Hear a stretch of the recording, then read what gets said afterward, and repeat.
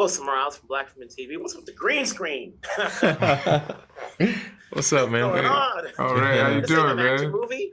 You know, you guys are doing side. All right. But here we are. Obviously, it's been a journey from Sundance to now, which is great. It gives time for people to nurture this movie and to talk about it. You know, the characters that both of you play have this ferocious relationship. For each of you, what did you do in talking with Titus in terms of how to best play this character where we see the humanity in both of them? Because, you know, Tarrell is, you know, we're kind of siding with him, but everybody has family drama, you know, and it's never easy. But how do we make this across that way we can understand what's going on screen? Andre?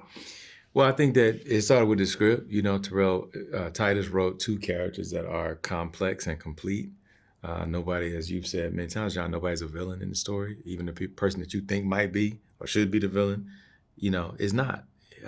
So that was a part of it. And then I think in talking to Titus, you know, he really gave us space to explore all the dimensionality of who these people are, which as a first-time director, I just can only tip my hat to him for having that confidence in us to let us do it. Yeah, I totally agree with that. What about you, John? Like, you know, when I look at La'Ron, you know, obviously we see two sides of him, you know, in the beginning and in the end, you know, and obviously we don't get to see that from everybody else, but how did you want to play this character outside of what the script called for? You know, the cool thing is that it really wasn't that much of an outside. It was all encompassed. You know what I mean? It was in the script itself. If I had to play the character outside of it, I don't think I could have been as truthful to every moment that he wrote and what he was looking for. So I really wanted to stay inside of being that younger version of La'Ron, the version that he was trying to fix himself, and then the older part, you know, where he was seeking redemption, you know? And Titus put it all there in the script. And he, once again, like you said, Andre, he allowed us the room to play with that and to grow with that. And let us make some choices. And those choices, you know, if it wasn't spot on, he wouldn't have filmed it. So I think that we did a pretty good job of collaborating with him with what he really wanted. Andre, do you have a new perspective for artists now? You know, now that you've played this character and Titus is giving you an opportunity to draw yourself, that when you see paintings, you look into see what went into that painting, as opposed to like looking for the cat in the painting.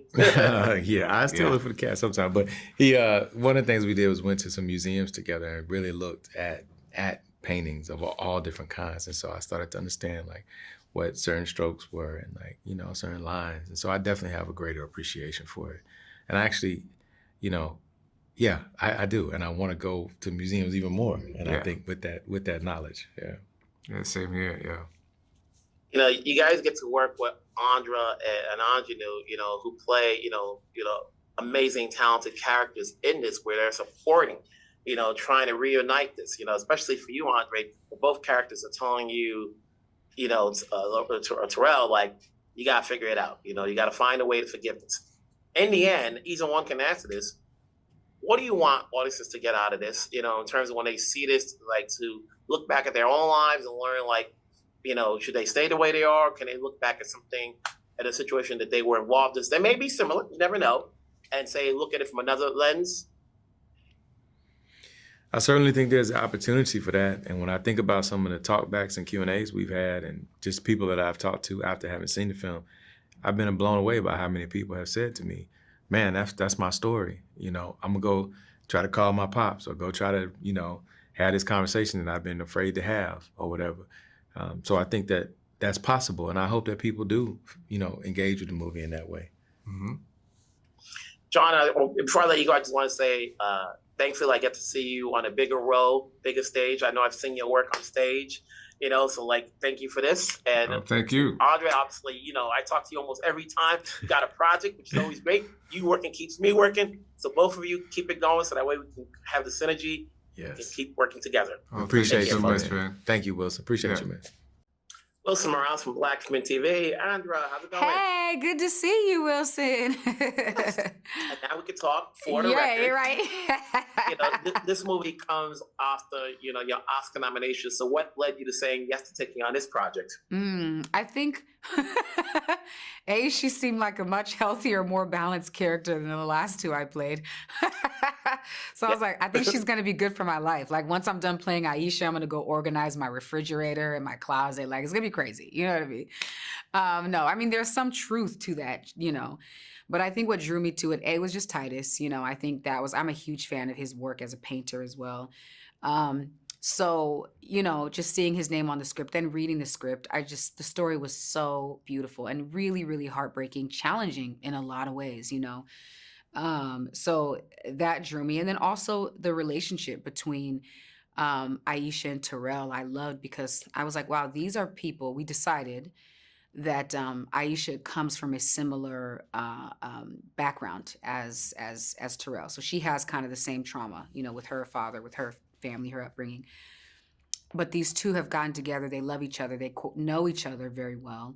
And they decided that they would not repeat the same things that maybe their parents or their grandparents or people before them had done. And they wanted to live a life together of peace and a life of healing, and a life of communication. And I think that's a really strong, it's a hard thing to do. So I think that's a strong aspect of her character, because it also involves setting boundaries and adhering to those boundaries, which can seem really harsh and insensitive at times, but that's actually a form of love, and so I think that was, there were just a lot of aspects that drew me to the film. I always say, we get a lot of family drama films, and there's, no family's perfect. Right. What's different with this movie is that he's using art in the middle of it, right. As a way of balancing out. So like people always use, was it sports to, deflect pain? Here is art in a way. Yes. What did you get from Titus' direction, as you continue to work as an actress that helps you out skill set wise moving forward to whatever you do next? Yeah, I think really more than anything is that Titus is a visionary, right? So he's not a painter or a filmmaker he's a visionary. So that means he is someone who is experienced in creating an idea or having an idea or receiving an idea, and then and then being able to bring that to life and bring it to fruition. And I think, and I also think that one thing does not have to be another, if that makes sense. It does. We didn't have to focus on the painting, and we didn't have to focus on the acting. We didn't have to focus on the story. We didn't have to. He was able to seamlessly blend those things very tastefully. And so it was a delicate balance of like subtle and brazen at the same time, right? Because paintings being pushed into a scene is not subtle, you know what I mean? But for whatever reason, because there's a balance of things that are quite subtle and then things that are more sort of salient, I think that he was able to create that really delicate balance where the art does not pull you out of the story and the story doesn't completely mull over the art, and the music lends it creates the tone of the movie. It dances all very, very well, like a painting, like brushstrokes. And so I think it's interesting to look at everything through that lens, You mentioned music, and I go, you're getting so good at this in the small amount of film you've done that, like, is this your number one day job?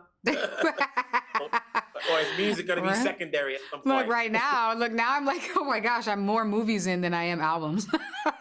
Hey, you never know, So like, you came in through music, but you found a way to successfully blend itself to doing something different. Absolutely. We now see you in different ways, So that's great for you. Yes. What do you look forward to doing next? You getting back to music or you getting back to films?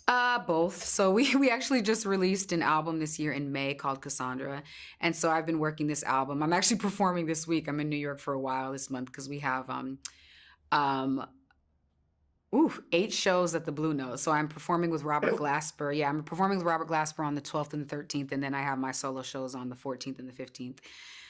So we're working the album, going through that process, but I'm also going to start making music again because it's interesting, the cycle of music, because you finish working on a record and then you're supposed to work the record, but sometimes the creative juices are not done. You know what I mean? So I'm going to go back into making music, I think in November and December. And then we start filming again a few things in the top of the year, a few projects that I'm really excited about, and some talent that I get to work with, some legends I get to work with that I am really looking forward to. So yeah, there's a few things on the horizon and producing as But in the well. meantime, we've got Yes. this role, so congrats on this role. Thank Hopefully you. I'll see you down the road, whether it be on stage or on screen. Yes, Take yes. care. Thank you. Take care. Titus, how's it going?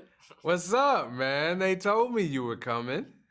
Yeah, Wilson Morales from Black Film TV. Here we are. You know, it's always a good pleasure that when you have a movie play it in January, and it takes its time coming out at this point so that people can see it, talk about it. Obviously, you know, you put this story together. You know, we get a lot of family drama stories, but you infused art into this. You know, as a first-time filmmaker, you know, what led you to put in this story using art? The truth of the matter, and Wilson, stop pretending like you don't know this. The truth of the matter is that I'm a painter, and that's where I start with most of my creative process. Many things begin as sketches in a sketchbook. There were sketches in my sketchbook that became the paintings that sort of inspired what we see on the screen. But I wanted to try to find a way to bring people who are not creative into what it feels like to have artwork force its way into your consciousness in your day-to-day life. And this idea of the young boy pushing the paintings into the frame came to me when I was in the writing process, and it just seemed to make so much sense. And that's the thing. So the art, you got them. You know, it's like being a singer trying to do film, or you know, or an actor trying to sing. Like, you can get one part down, but you know, you said you wrote it, directed. That takes time. You know, so like, you know, what did you learn in the process of trying to put this story together? Because you had one part that you wanted to bring in there, but now we got to get the writing part of it, as well as the directing. You know, when you got to do both and wear this many hats. The thing that I learned is that I was gonna have to be honest and more vulnerable. That's the truth, man. I felt like at a certain point, if you had asked me about my father, I would have told you that my father is the villain of my narrative. And that's just not true. But that's something that I discovered. The fact that that's not true is something that I discovered in the writing process. It wasn't like I felt that way before. It was having to ask myself that question that any writer has to ask of a character. Why does he do that? Why does he want that? And in doing that and asking those questions, I began to realize that my father is actually a victim of the circumstance, and that for better or worse, he really did try to do his best. That was the revelation to me, that my father is not the villain of my narrative, and that my father deserves compassion.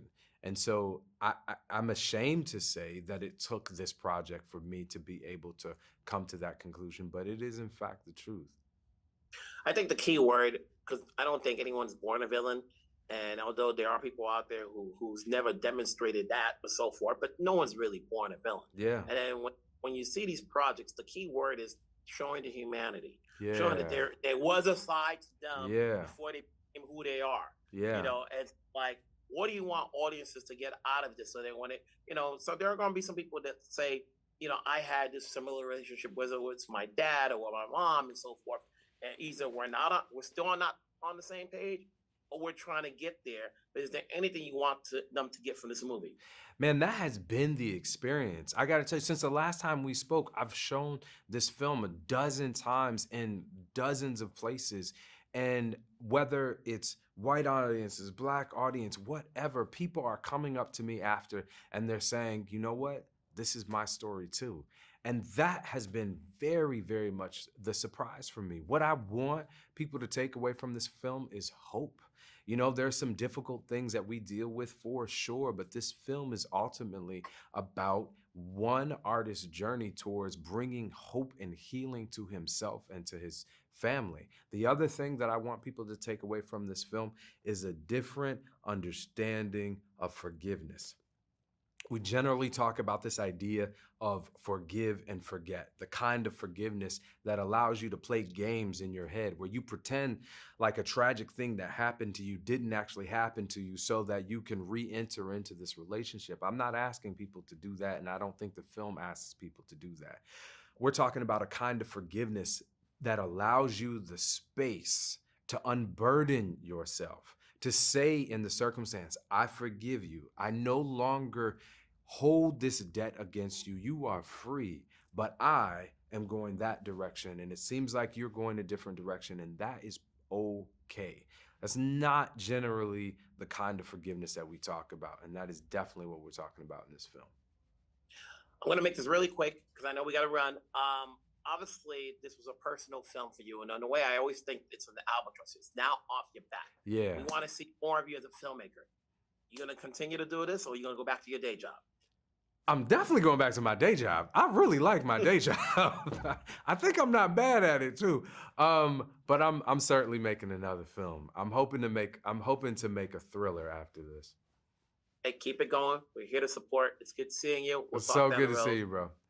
Talk to you soon.